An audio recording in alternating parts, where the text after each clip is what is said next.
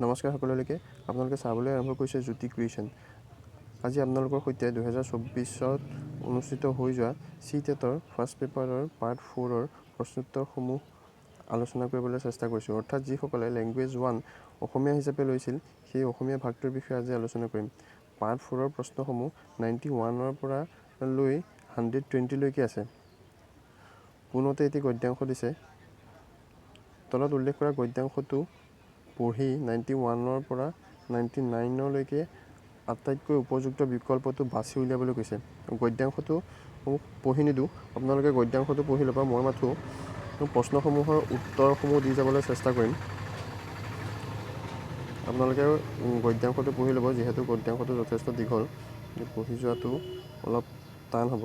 গতিকে আপোনালোকে গদ্যাংশটো পঢ়ি ল'ব, মই মাথো উত্তৰসমূহ দি যাবলৈ চেষ্টা কৰিছোঁ। অসমলৈ চৰা শ্ৰমিক অনা কাৰ্যটো দুই ধৰণৰ আছিল।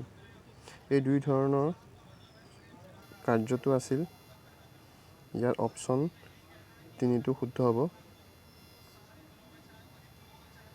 লিখিত চুক্তি আৰু অলিখিত চুক্তিৰ মাধ্যমেৰে। 92 গিৰমিটীয়া চালানৰ জৰিয়তে অসমলৈ অহা চাহ শ্ৰমিকৰ সংখ্যা 1877 চনত কিমান হৈছিলগৈ? উত্তৰ হ'ব অপশ্যন 2 46,765 জন। তাৰপাছত 93 তলত উল্লেখ কৰা ৰাজ্যবোৰৰ ভিতৰত কোনখন ৰাজ্যৰ পৰা অসমলৈ চাহ শ্ৰমিকৰ প্ৰব্ৰজন উল্লেখ নাই? অপশ্যন 2টো শুদ্ধ হ'ব, ৰাজস্থান। অপশ্যন 2 ৰাজস্থানটো শুদ্ধ হ'ব। আপোনালোকে গদ্যাংশটো পঢ়ি ল'ব, তেতিয়া অলপ বুজিবলৈ সহজ হ'ব। তাৰপিছত 94 অসমত চাহৰ পদ্ধতিগত খেতি প্ৰথমে কোনে আৰম্ভ কৰিছিল? অপশ্যন 2টো শুদ্ধ হ'ব, ইষ্ট ইণ্ডিয়া কোম্পানীয়ে। তাৰপিছত আহিল 95 ৰোগত পীড়িত হোৱা এটা শব্দত প্ৰকাশ কৰা। এইটো ৰোগাক্ৰান্ত, এইটো যোগাক্ৰান্ত হৈ আছে, আপোনালোকে শুদ্ধ কৰি ল'ব, এইটো ৰোগাক্ৰান্ত। তাৰপাছত আহিল 96 অসমলৈ বিভিন্ন সময়ত বিভিন্ন প্ৰান্তৰ পৰা অনেক নিকৃষ্ট প্ৰব্ৰজন ঘটিছিল। উদ্ধৃত গদ্যাংশটোৰ এই প্ৰথম বাক্যটোৰ প্ৰথম শব্দটোত প্ৰয়োগ হোৱা বিভক্তিটো কি? এইটো অপশ্যন 1টো শুদ্ধ হ'ব, চতুৰ্থী বিভক্তি প্ৰয়োগ হৈছে ইয়াত। তাৰপাছত আহিলে 97 19শ শতিকাৰ মাজভাগত অসম চাহ কোম্পানীয়ে অসমলৈ অনা চাহ শ্ৰমিকৰ ক্ষেত্ৰত অশুদ্ধ উক্তিটো বাছি উলিওৱা।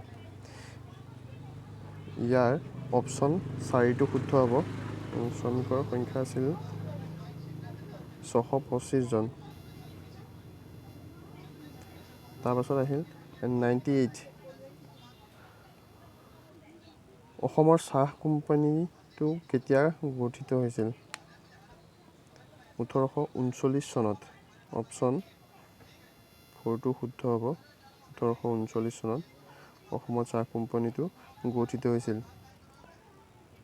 তাৰপাছত আহিল 99 আৰকাঠীয়া চালান কি? অপশ্যন 4টো শুদ্ধ হ'ব, লিখিত চুক্তি অবিহনে চাহ মজদুৰ অনা।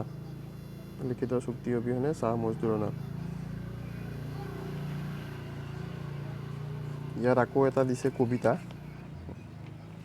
আপোনালোকে কবিতাটো পঢ়ি ল'ব। কবিতাটো পঢ়ি তলৰ উত্তৰবোৰ বাছি উলিয়াবলৈ চেষ্টা কৰিব। মই উত্তৰবোৰ দি গৈছোঁ বাৰু। জীৱন স্বামীগৰাকীক কবিয়ে কিদৰে প্ৰশ্ন কৰিছিল? ইয়াত আপোনালোকে কবিতাটো পঢ়িলে বুজিব পাৰিব। ইয়াত অপশ্যন 4টো শুদ্ধ হ'ব, আকাশৰ ফালে দুই হাত জোৰ কৰি। 101 তিমিৰ পথৰ যাত্ৰী আমি বুলি কোৱাৰ অৰ্থ হৈছে?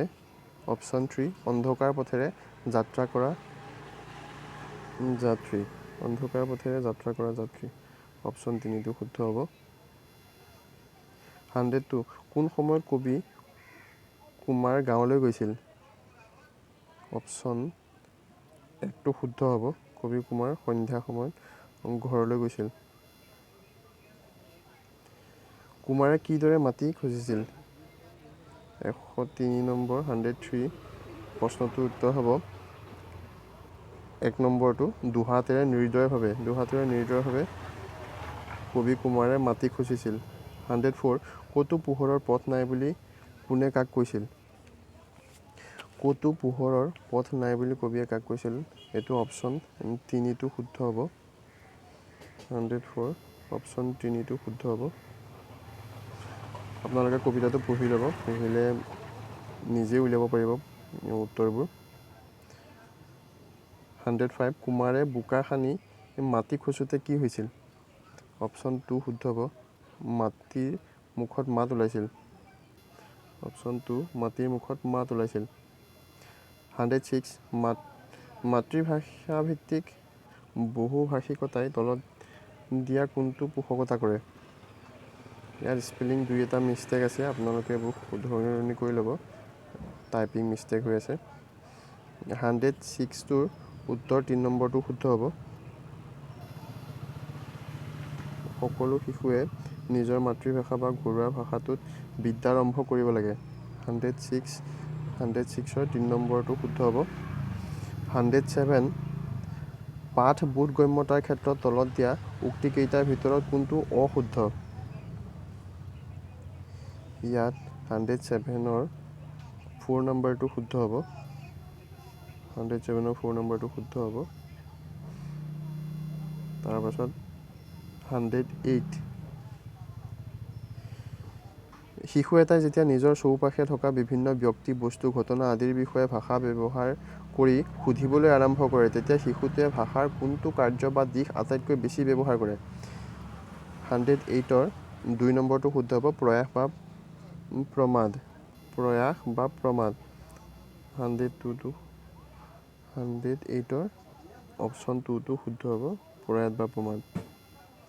তাৰপিছত আহিলে 109 মানুহৰ ভাষাৰ কোনটো বৈশিষ্ট্যৰ কাৰণে মানুহে তাৎক্ষণিক স্থান আৰু কালত নথকা বিষয়ৰ বিষয়েও কথা ক'ব বা পাতিব পাৰে? 109ৰ অপশ্যন 3টো শুদ্ধ হ'ব, স্থানান্তৰকৰণ।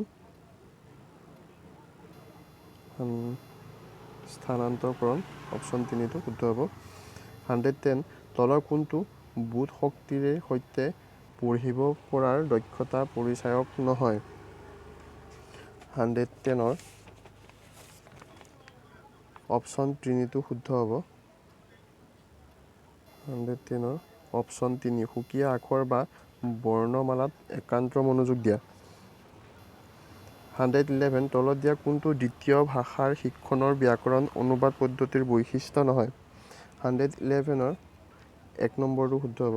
111 1 নম্বৰটো শুদ্ধ হ'ব। দ্বিতীয় ভাষাটোত পোনে পোনে ভাৱ বিনিময়, এইটো দাব হৈ আছে, এইটো ভাৱ বিনিময় হ'ব।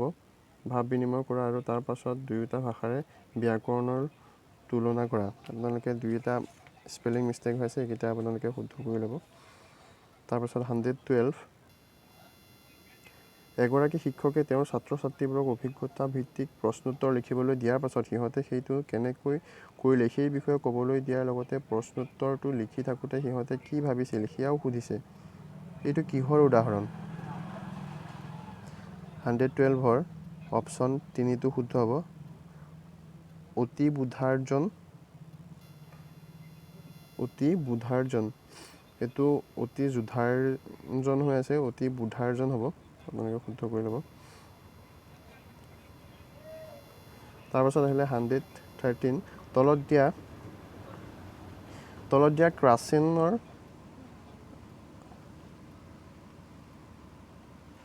দিয়া ক্ৰাচেনৰ হাইপ'থেচিছ কেইটাৰ ভিতৰত কোনটো ৱাইগটস্কিৰ ZPDৰ সৈতে মিলে?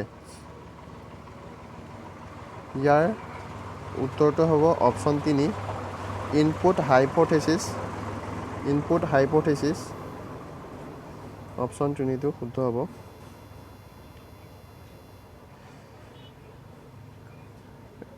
অপশ্যন 114 প্ৰশ্নটো কামিমৰ পৰস্পৰ নিৰ্ভৰ প্ৰমেয় বা পৰিকল্পনাৰ তলত দিয়া কোনকেইটা ইটো সিটোৰ ওপৰত নিৰ্ভৰশীল? 114ৰ অপশ্যন 4টো শুদ্ধ হ'ব।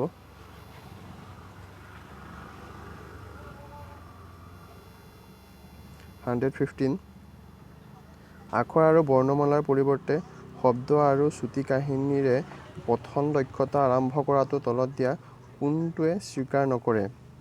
অপশ্যন 3টো শুদ্ধ হ'ব।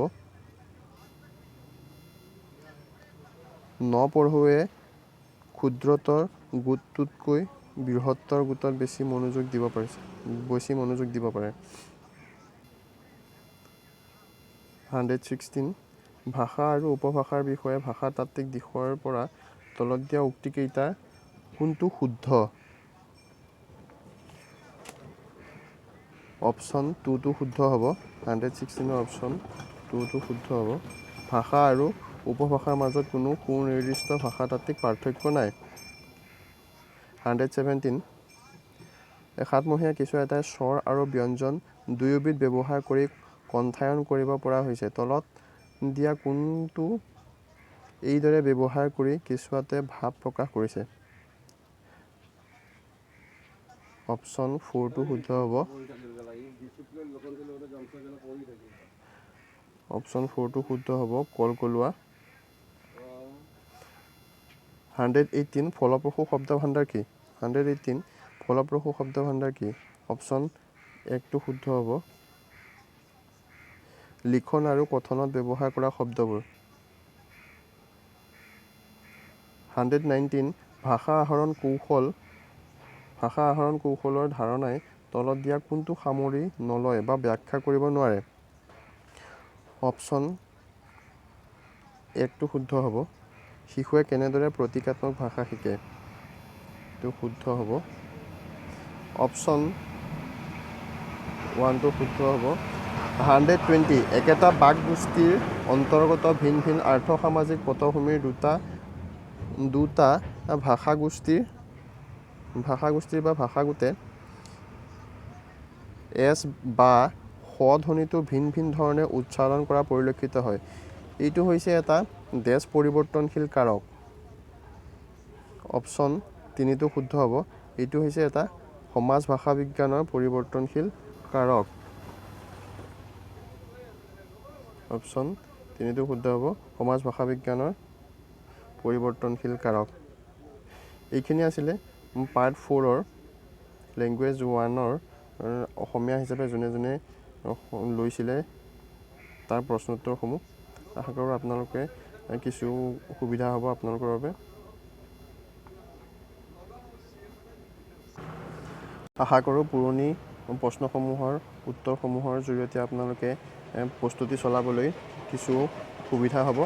সেয়েহে আপোনালোকক পুৰণি কাকতৰ উত্তৰসমূহ আপোনালোকৰ আগত দাঙি ধৰিবলৈ চেষ্টা কৰিছোঁ। 2 এটা প্ৰিণ্টিং মিষ্টেক আছে, আপোনালোকে এইকেইটা শুদ্ধ কৰি ল'ব।